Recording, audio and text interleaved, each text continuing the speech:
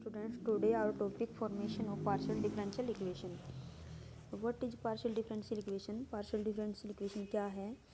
An equation involving partial derivative coefficient of a function of two or more variable is known as partial differential equation.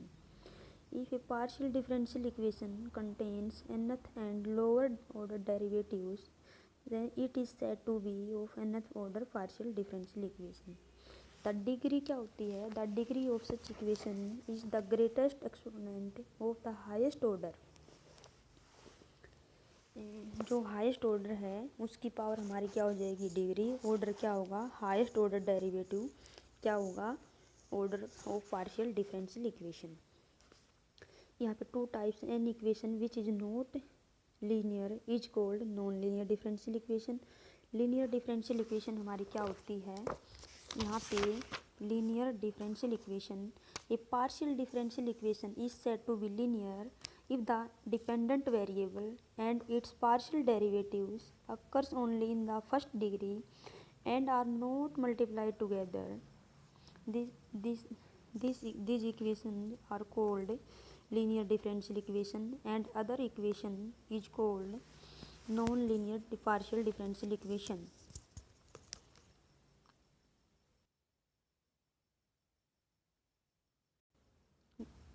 देखो भाई, हमारा यहाँ पे first example क्या है? Partial differential equation curly square u by curly x two plus one plus cos u curly cube u by curly x square into curly t is equal to zero. ये third order non linear partial differential equation. यहाँ पे ये third order क्यों? कि जो highest order derivative 3 है, third order का है, इसलिए पार्शियल डिफरेंशियल इक्वेशन हमारी थर्ड ऑर्डर की होगी. और ये नॉन लीनियर क्यों है? क्योंकि कोफिशेंट यहाँ पे जो मल्टीप्लाई हैं वे कोफिशेंट हमारे वेरिएबल में है, इसलिए ये क्या है? Non linear partial differential equation. देखो सेकंड एग्जांपल में क्या है? यहाँ पे u is a function of t x, then curly square u by curly t square plus 2 into curly square u by curly x square plus u is equal to t is a second order linear differential equation. क्योंकि जो भी term हैं वे आपस में variable और जो derivative है वो मल्टीप्लाई नहीं है, इसलिए ये हमारी लीनियर पार्शियल डिफरेंशियल इक्वेशन है. First now we find the solution of partial differential equation. यहाँ पे हमारा z क्या है? z is a function of x y. यहाँ x और y इंडिपेंडेंट फंक्शन है, z डिपेंडेंट फंक्शन है. इसमें हम सिंबल यूज किए हैं curly z by curly x is equal to p, curly z by curly y is equal to q, curly square z by curly x square is equal to r, curly square z by curly x curly y is equal to s, and curly square z by curly y square is equal to t. ये हमें ये याद रखने कि करली z by curly x को क्या denote करते हैं? पी. ऐसे ही curly z by curly y को q. With the first order partial differential equation, it contains three types of variables with x and y as independent variables and z as dependent variables. P, Q, R, S and T are partial derivative of dependent variables with respect to independent variables as defined above. अब हम solution find out करते partial differential equation. यहाँ पे क्या है? ये function f of x y z a b is equal to zero is said to be a solution of equation 1 provided it satisfy equation 1 completely. यहाँ पे जो arbitrary constant देखो, यहाँ पे a function f of x y z a b is equal to 0 is said to be a solution of equation 1 provided it satisfies 1 completely. On differentiating this with respect to x and y, we have curly f by curly x, क्योंकि f is a function of x y z a b. जब हम x के respect में derivative करते हैं तो y हमारा constant हो जाएगा और a b हमारे कांस्टेंट है ही, तो क्या हो जाएगा? करली f by curly x plus x का डेरिवेटिव 1 हो जाएगा प्लस p, z फंक्शन है. अब यहाँ पे plus p curly f by curly z देखो अगेन फिर partially with respect to y करते हैं तो क्या हो जाएगा, curly f by curly y plus q into में curly f by curly z is equal to zero. Solving this equation we can formulate the partial differential equation.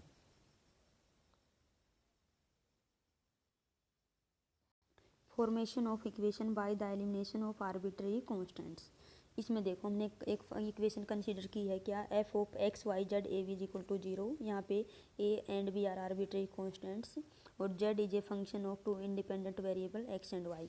यहाँ पे हमने क्या करना, जो आर्बिट्रेरी कॉन्स्टेंट है ए बी उनको eliminate करना है. तो इक्वेशन 1.1 को एक बार partially with respect to x कर दो, एक बार partially with respect to y कर देते हैं तो इक्वेशन हमारी 1.2 आ जाती है. अब यहाँ इसमें eliminating two constants a and b from equation 1.1 and 1.2 we shall obtain an equation of the form f of x y z p q. आई है ये हमारा रिक्वायर्ड सोल्यूशन आ गया ऑफ गिवन इक्वेशन का, which is a partial differential equation of first order हो. अब हम एक क्वेश्चन सोल्व करते हैं. Find a partial differential equation by eliminating a and b from the equation z is equal to a x plus b y plus a square plus b square. इसको solve करने से पहले हम 3 points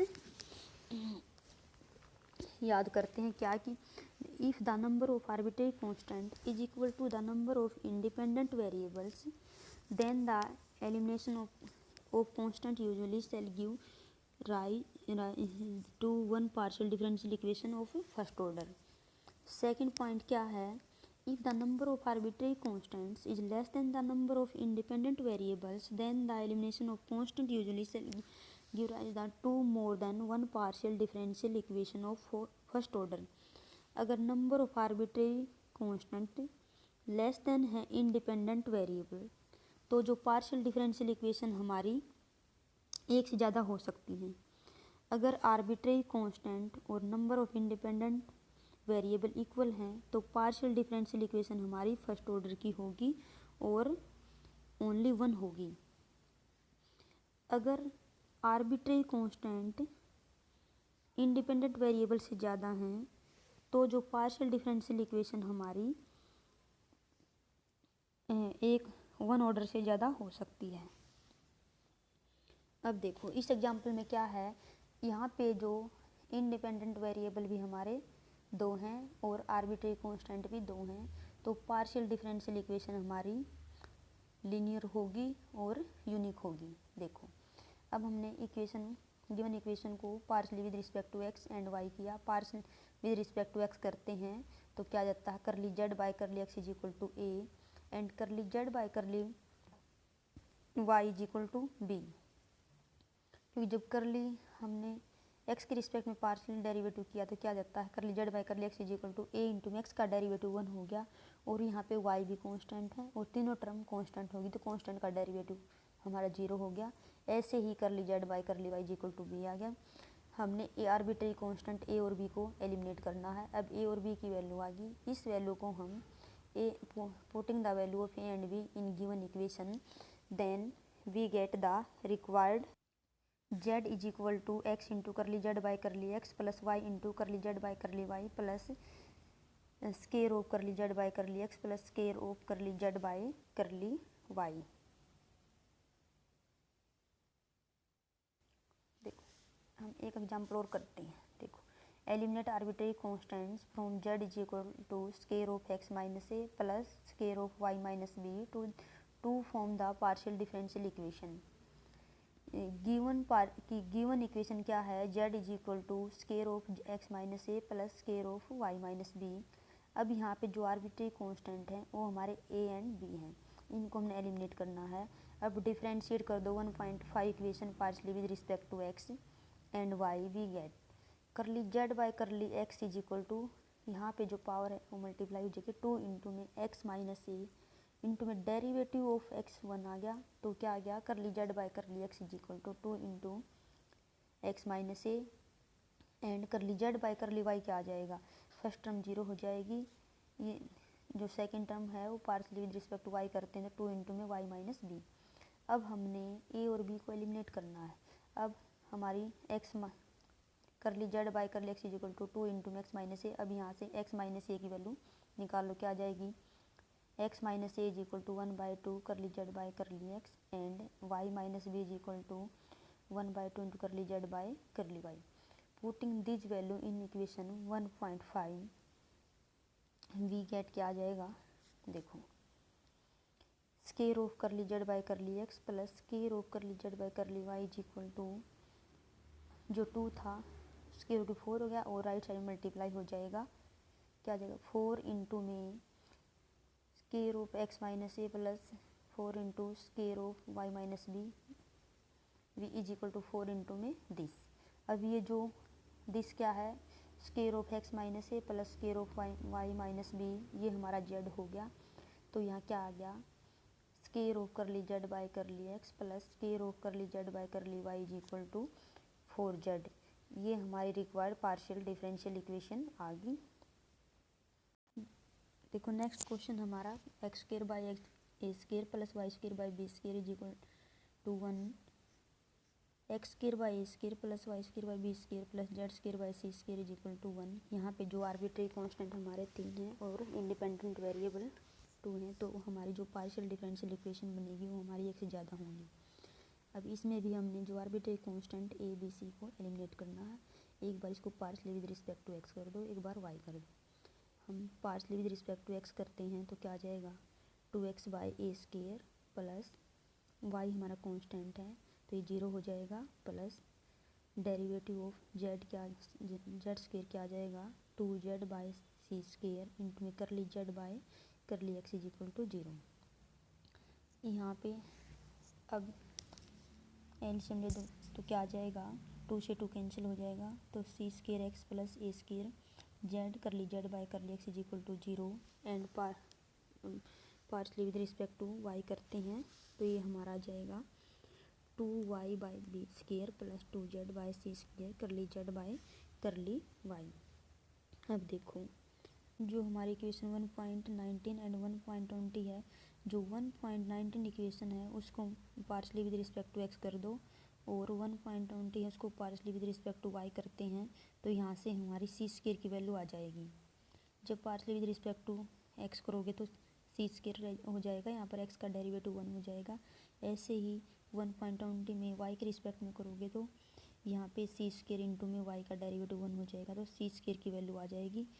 दोनों equation से c square की value निकाल लो, इसको एलिमिनेट कर दोगे तो हमारे देखो डेरिवेटिव करने के बाद हमारी सी स्केयर की वैल्यू आ जाती है 1.19 से c square is equal to minus a square into z by x curly z by curly x using this of c square in 1.21 and dividing by a square we get क्या हो जाएगा, minus z by x curly z by curly x plus square of curly z by curly x plus z into curly square z by curly x square is equal to 0। अब इस equation में जो हमारे arbitrary constant eliminate हो गए तो ये हमारा रिक्वायर्ड सॉल्यूशन आ गया ऑफ गिवन इक्वेशन का। ऐसे ही जब हमने y के रिस्पेक्ट में किया है डेरिवेटिव, वहाँ से सी स्केयर की वैल्यू, ऐसे ही वहाँ से सी स्केयर की वैल्यू आ जाएगी। वो वैल्यू हम किस इक्वेशन में पुट कर देंगे 1.20 में, वहाँ से आर्बिट्री कांस्टेंट एलिमिनेट हो जाएगा और आर्बिट्री कांस्टेंट एलिमिनेट होने के बाद ये आ जाएगा z y curly square z y curly y square plus y into square curly z curly y minus z into करली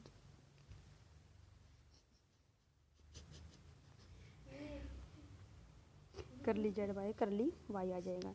ये इसमें भी जो आर्बिट्री कांस्टेंट है वो एलिमिनेट हो जाते हैं। ये हमारा रिक्वायर्ड सॉल्यूशन आ जाता है।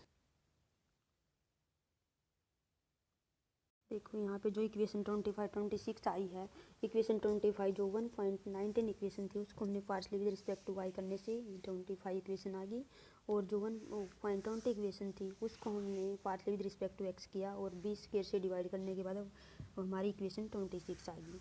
अब यहाँ पे जो हमारी जो 3 इक्वेशन आई हैं वे सोल्यूशन है गिवन इक्वेशन का। यहाँ पे सोल्यूशन एक ज़्यादा क्यों आए, क्योंकि जो आर्बिट्री कांस्टेंट इंडिपेंडेंट वेरिएबल से कम थे तो हमारे डिफरेंशियल जो पार्शियल डिफरेंशियल इक्वेशन एक से ज़्यादा बनेंगी। इसी कारण यहाँ पे जो पार्शियल डिफरेंशियल इक्वेशन आई हैं हमारे 3 हैं। बस आज इतना ही करते हैं। नेक्स्ट टॉपिक हमारा होगा Lagrange method for partial differential equation.